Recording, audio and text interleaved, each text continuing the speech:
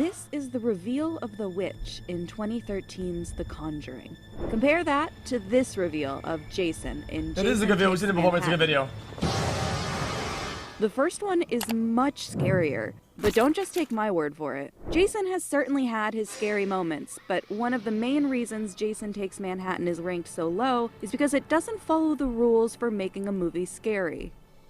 And while there's no exact formula, there are certain time-tested secrets you can include to create a truly terrifying jump scare, according to this woman. My students kind of jokingly know me as Dr. Horror, who has a PhD in horror. So jump scares are based on kind of a theory of what fear is. Fear is kind of the buildup. It's the time in between when you think something might happen to when it actually happens.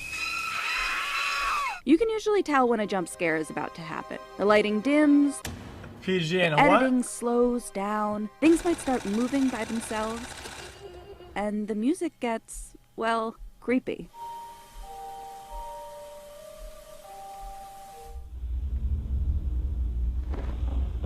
But those are the more obvious clues. So what is the first thing that helps build to a jump scare? I call it breadcrumbs. You get some type of indication that something scary may be likely to happen. The closet door opens slightly. We see a window open. There's a weird noise coming from the corner. There are a few famous audio examples of this from classic horror. In the Friday the 13th series, you know something bad is about to happen when you hear Jason's, or when you hear the famous in Jaws. But the breadcrumbs we're talking about are often more subtle, like in this scene from the 2002 film Below. The character's reflection starts to lag in the mirror, so you begin to get that feeling that something is very wrong, and that something even more scary is about to happen. Now let's take a look back at that wardrobe scene in The Conjuring. There are several breadcrumbs that lead us to the final witch scare. We first have the sound of the closet door banging. Then, the visual of the girl walking in her sleep. Cindy? Notice the camera hardly moves, and the wardrobe never leaves the wide shot. And then we get the sound of even more banging. Only this time, the girl is back in her bed, so we know it's not her anymore. Cue the creepy music. Oh, I kinda wish Each breadcrumb raises our level of anxiety a little bit more. I kinda wish the camera like was a reversed balloon when that bang gradually happened. getting more inflated until it finally pops.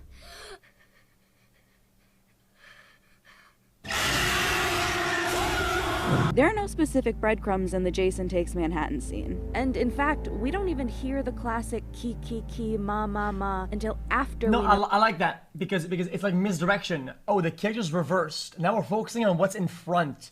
Oh, the camera doesn't show the thing anymore, right? And now we're going forward. Oh, look, we're going to bed. And then now it's like now you feel your back being kind of cold or whatever, just because of how the camera is angled. Right behind them. No. Once we see and hear these clues, that doesn't mean the scare is gonna come right away. In fact, for most great jump scares, the opposite is true. You have to make the viewer wait by dragging out the scene until the tension is too much to bear. Alfred Hitchcock famously said, there is... Comment.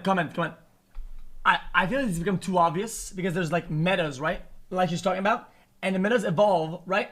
And when things become too meta, it's too predictable, and then for the viewer, it becomes almost cringe and just kind of trash, right? Like whenever there's a build-up with music, and it's like, okay, the scene is building up, I get it. And now you're forcing the build-up with music, and now I know when it's gonna stop, and I know why it's there. No terror so like, in the bang, okay, only in the anticipation of it. Once the gun is fired, the fear's done. Oh shit, that's what it's you're over saying. with. There's nothing left to be scared of. Once the gun is fired, the scene is over. An effective jump scare can take time. Even the majority of the movie in some cases. But if done right, the payoff will be well worth it. One great example of buildup is this nurse station scene in The Exorcist 3. The camera doesn't move at all for about 3 minutes, while nurses and security guards shuffle around. We know something is about to happen. We just don't know when, and it takes its time to get there.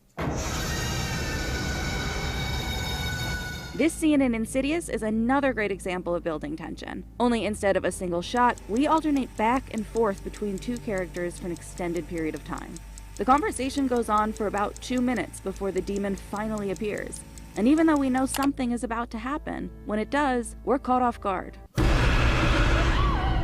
The wardrobe scene in The Conjuring takes place over about 2 minutes after the first breadcrumb. Director James Wan lets the scene play out very slowly with a creeping sense of dread. The scene in Jason Takes Manhattan is also long, about 2 minutes. But Jason is revealed so early on in the scene with no buildup about 1 minute after it starts. So the only thing we're waiting for is for the couple to see him 30 seconds later. For us as the audience, there's no tension, no anxiety. Yeah, but we feel good though. It's during this period of buildup when the... This is also odd because when you're in a movie, whenever the characters are outside in public, even one figure, even a stranger, lights, a lit up sign, you feel better. Feels like you can breathe better as a viewer. Best horror movies will use a distraction so it's to like, how further can amp up scary the tension.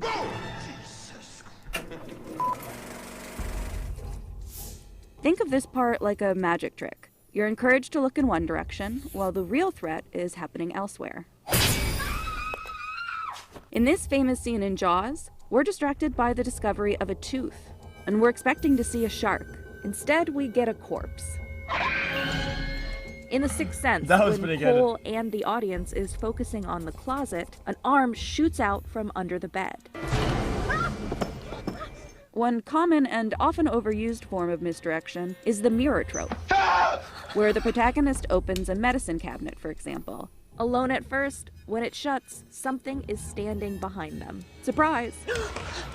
The technique was first used in Roman Polanski's 1965 film Repulsion, and can be found in numerous other films to this day.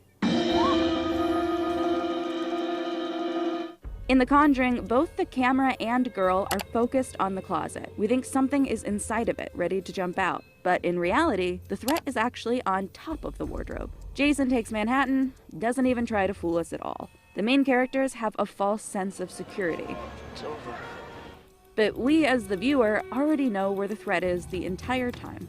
This brings us to another visual trick with jump scares, making the audience feel more anxious by limiting what they can see. Anything that you can do to limit the character and through that the audience's frame Sometimes of it gets vision annoying, I feel like, though. will always increase the anxiety and the scare of it. There are 2 ways of accomplishing this, camera and lighting. Let's take a look at lighting first. Some common tricks are to use a camera flash, like this scene in Mama, or a device like night vision goggles in The Descent to narrow the characters and our scope of vision. Notice how much of the scene is obscured in these shots. We have very little space to feel safe. All of these things have what we call in lighting a hard fall off, meaning there is a very sharp line between what you can see and what you can't see. That being said, you can still have jump scares during the day, but these require a bigger buildup, as we mentioned earlier, for them to be effective. Just look at this terrifying moment in Mulholland Drive. That seems We pretty don't gore, see though. the creature outside the diner until after an entire 3-minute-long buildup of conversation inside the diner. The Conjuring limited how much we can see by having only one small lamp by the bed in an otherwise dark room, Who was that? far That was just away from weird. the wardrobe. Jason, on the other hand, is standing in a brightly lit Times Square, where the only time he's obscured is when 2 people pass in front of him. The other way to limit view is by using the camera. It is very common in horror films to limit the character's kind of vision, their frame of reference, where they're looking through keyholes. They might be trapped in a closet and they're looking Yeah. out We thought it was this. This is decent. slats of a closet. It's like a video and we seen really before. kind of limit how much they can see. And with that, you are limiting how not much ADHD. the audience Okay. can see as well. Let's take a look at this scene in The Shining. Oh, this one's pretty The good though. camera is following Danny, so we as the audience can't see around the corners of the hall until he does, when it's too late. When Arbogast is walking up the steps in That's a Psycho, good the scene. camera is Okay.